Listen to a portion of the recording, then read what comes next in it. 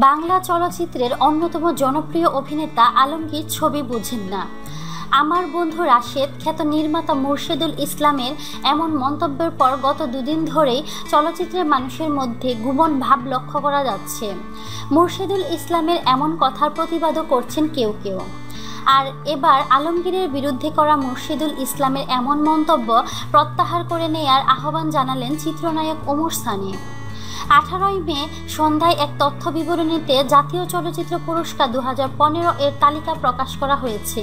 চলচ্চিত্র শিল্পে গৌরবোজ্জ্বল ও অসাধারণ অবদানের স্বীকৃতি হিসেবে 25টি ক্ষেত্রে বিশিষ্ট শিল্পী ও কলাকুশলী এবার জাতীয় চলচ্চিত্রের জন্য মনোনীত হয়েছেন। আর এমন প্রজ্ঞাপন জারির পর থেকেই এবারে জাতীয় চলচ্চিত্র পুরস্কার নিয়ে বিতর্ক যেন থামছেই না। আর সেই বিতর্কে এবার আরও ঘি ঢেলে দিলেন দীপু নাম্বার 2 খ্যাত নির্মাতা মুর্শেদুল ইসলাম। টেলিভিশনে দেয়া সাক্ষাৎকারে মুর্শেদুল ইসলাম জুরি বোর্ড নিয়ে সবচেয়ে বিস্ফোরক মন্তব্যটি করেন চিত্রনায়ক আলমগীরকে নিয়ে। তিনি বলেন, আমার 2 বার জুরি বোর্ডে থাকার অভিজ্ঞতা থেকে বলতে পারি, অনেক সদস্য থাকেন যারা ছবি বুঝেন না। আমি এক ভদ্রলোকের নাম খোলামেলাভাবে বলবো, চিত্রনায়ক আলমগীর। আমি দেখেছি যে উনি ছবি বুঝেন না। মুর্শেদুল ইসলামের এমন মন্তব্যের পর প্রশ্নবিদ্ধ হয় জাতীয় চলচ্চিত্রের জুরি বোর্ড।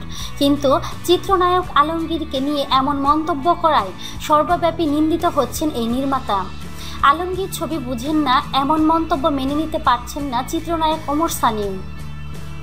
তাই মুর্শেদুল ইসলামকে উদ্দেশ্য করে এই অভিনেতা বলেন, চিত্রনায়ক আলমগীর সাহেবের জীবন ও তার কর্মের বিষয় নিয়ে আমি কোনো কথা বলতে চাই না।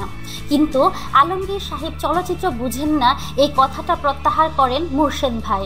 কারো সম্পর্কে কথা বলতে গেলে আমাদের সবার উচিত ভেবেচিন্তে কথা বলা। তো প্রিয় বন্ধুরা, আপনাদের কি মতামত তা কমেন্টের মাধ্যমে আমাদেরকে জানিয়ে দিন।